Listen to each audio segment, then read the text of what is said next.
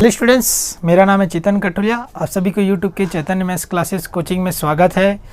तो आज जो डिस्कस करने वाले हैं घातांक के बारे में डिस्कस करने वाले हैं। ओके, तो सबसे पहली बात बता देता हूँ, घातांक पढ़ रहे हैं तो घातांक के अभी तक हम लोगों ने प्रश्नावली 3.1 की बात कर रहे हैं। घातांक के प्रश्नावली 3.1 की बात कर रहे हैं। पहली बात बता देता हूँ, और जो क्वेश्चन बता रहा हूँ सबसे महत्वपूर्ण क्वेश्चन है। तो क्वेश्चन को डिस्कशंस करने से पहले आपको मैं फार्मूला बताता हूँ। फार्मूला के हिसाब से आपका क्वेश्चंस बनेगा। तो चलो आइए तैयारी स्टार्ट करते हैं। तो सबसे पहली बात यह है यदि आपके पास a/b हो और पूरे की घात में m हो तो इसका फार्मूला क्या होता है? a की घात m बट्टा b की घात m। मतलब जो घात में जो m है इसको क्या बोलते हैं? जो ऊपर में रहना सबसे ऊपर घात कहलाता है, और जो a और b दिख रहा है जो दोनों के घात में m बढ़ जाएगा। ठीक है, जो आपका सेकंड फार्मूला लगने वाला है वो आपका है a की घात ऋण 1।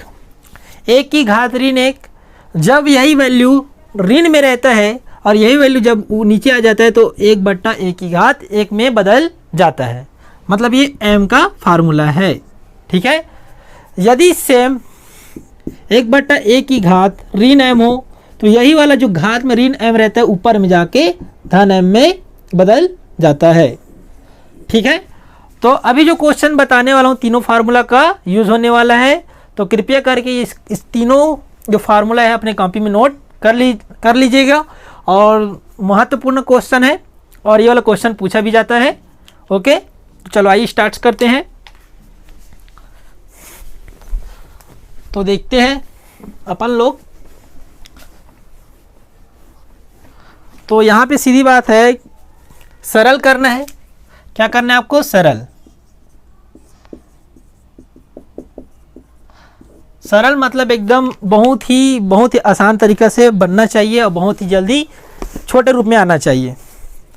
तो क्वेश्चन है ये प्रश्न 3.1 का तीसरा नंबर का दूसरा प्रश्न। ठीक है, नोट कर लीजिए, तीसरा नंबर का दूसरा प्रश्न है। ओके, और क्वेश्चंस की बात की जाए तो 1/3 की घात ऋण 1 ऋण 1/4 की घात ऋण 1 फिर पूरे की घात में ऋण 1 है। तो सबसे पहले आपको महत्वपूर्ण चीज़ें बता दिया हूँ कि यहाँ पे क्या करना है, आपको सरल करना है। तो सरल करने से पहले यहाँ पे आपको एक फार्मूला लिख देता हूँ। ठीक है, तो ये होगा आपका क्वेश्चन। यहाँ पे आप लिखना हल। ठीक है, अब इस प्रश्न क्या बना रहा हूँ? हल लिख रहा हूँ। ठीक है, यहाँ पे आप हल लिख देना क्वेश्चन को हल स्टार्ट करने से पहले।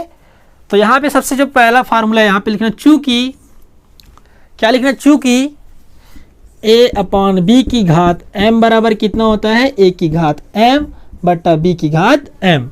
तो देखो a के रूप में आपके पास 1 है और b के रूप में आपके पास 3 है और m के रूप में आपके पास यहाँ पे क्या है? ऋण 1। ठीक है, तो मतलब जो ऋण 1 है एक बार 1 के साथ चला जाएगा और एक बार जो 3 है ऋण 1 के साथ चला जाएगा। ओके, तो यहाँ पे आप क्या लिखना? 1 की घात ऋण 1 बट्टा 3 की घात ऋण 1।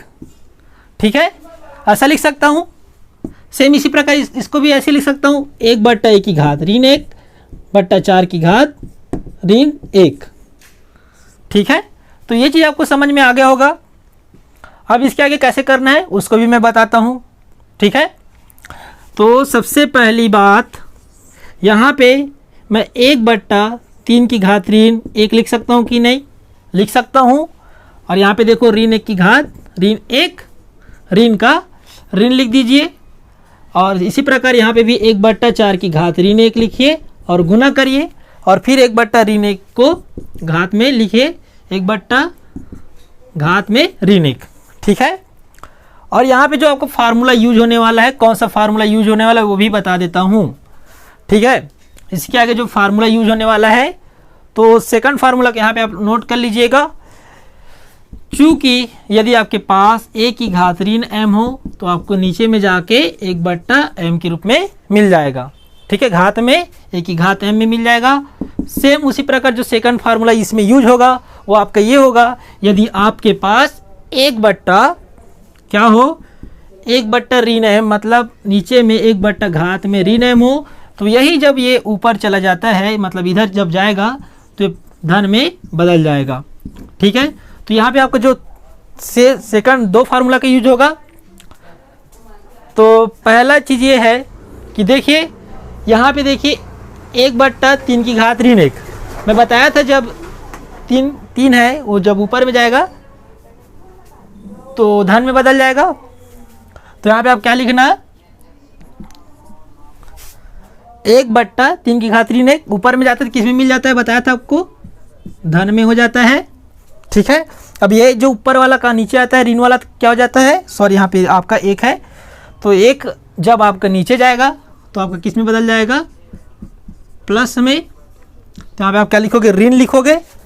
सेम उसी प्रकार 1/4 की घात ऋण है, ऊपर जाएगा तो किस में बदल जाएगा, ये फिर प्लस में। ओके, सेम उसी प्रकार जब ये ऊपर में जाएगा, नीचे में आएगा ऋण 1 की घात ऋण 1, तो ये भी किस में बदल जाएगा, ये किस में बदल जाएगा, ये धन में। ठीक, तो ये चीज़ आपको समझ में आ गया होगा अच्छे तरीके से। अब इसके आगे आपको क्या करना है वो चीज़ देखते हैं। ठीक, तो चलो आइए, किसके बराबर था ये, इसके बराबर। तो यहाँ पे आप लिखते हैं 1/3 की घात ऋण 1 माइनस 1/4 की घात ऋण 1 फिर पूरे की घात ऋण 1। ठीक है, अब यहाँ पे आपके पूरे की घात ऋण 1 है, इसके पास भी पूरे की घात ऋण 1 है, तो इसका अपन को क्या मिला, इतना दूर तक मिला। 3 की घात 1 मतलब 3 ही होता है, 1 की घात 1 मतलब 1 ही होता है, और यहाँ पे देखिए ऋण 4 की घात 1 मतलब 4 को 1 ही बार लिखेंगे, 1 की घात 1 मतलब 1।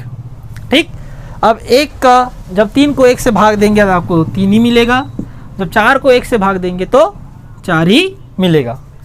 तो सीधी बात ये देखिए, जब 3 में जब 4 घटाओगे तो ऋण 1 मिलेगा। कैसे, क्योंकि देखो इसके साथ 4 के साथ माइनस है जो कि 3 से बड़ा है 4।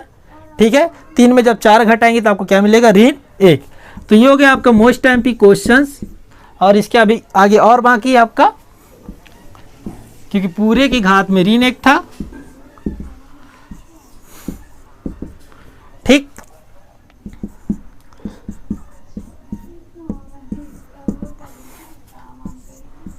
तो 3 में जब 4 घटाए तो ऋण 1 मिला, फिर उसके घात में कितना है, ऋण 1। फिर यहाँ पे आपका जो लास्ट फार्मूला लग जाएगा, यदि आपके पास फिर घात ऊपर में है ऋण में है तो फिर वो नीचे में आ जाएगा और किस में बदल जाएगा, 1/ऋण 1 की घात धन 1 में, और धन 1 को लिखने की जरूरत नहीं है। जब ऋण 1 का 1 से भाग देंगे तो क्या मिलेगा, यहाँ पे आपका आंसर ऋण 1 ही मिलेगा। तो ये रहा आपका मोस्ट एमपी क्वेश्चंस। ठीक है, घातांक का तीसरा का दूसरा नंबर का प्रश्न, और ये वाला क्वेश्चन आएगा ही आएगा। ओके, तो इस टाइप से आप खुद से होकर एक क्वेश्चन खुद से ट्राई कीजिएगा, और उस क्वेश्चन को मैं लिख रहा हूँ। ठीक है, तो वो रहा ये क्वेश्चंस, 1/4 फिर घात में ऋण 1 फिर ऋण 1/5 फिर घात में ऋण 1 फिर पूरे की घात ऋण 1। ठीक है, और ये इसको बताना कमेंट में कि बना कि नहीं, और इसका आंसर कितना है उसको भी बताना। ओके, तो अब हम लोग मिलेंगे घातांक के अगले वीडियो में, और घातांक के अगले वीडियो में चौथा प्रश्न देखेंगे, और वहाँ से बहुत ही मोस्ट एमपी क्वेश्चन है। ठीक है, तो अभी सस्पेंस में रहिए, तो हम मिलेंगे इसके अगले वीडियो में।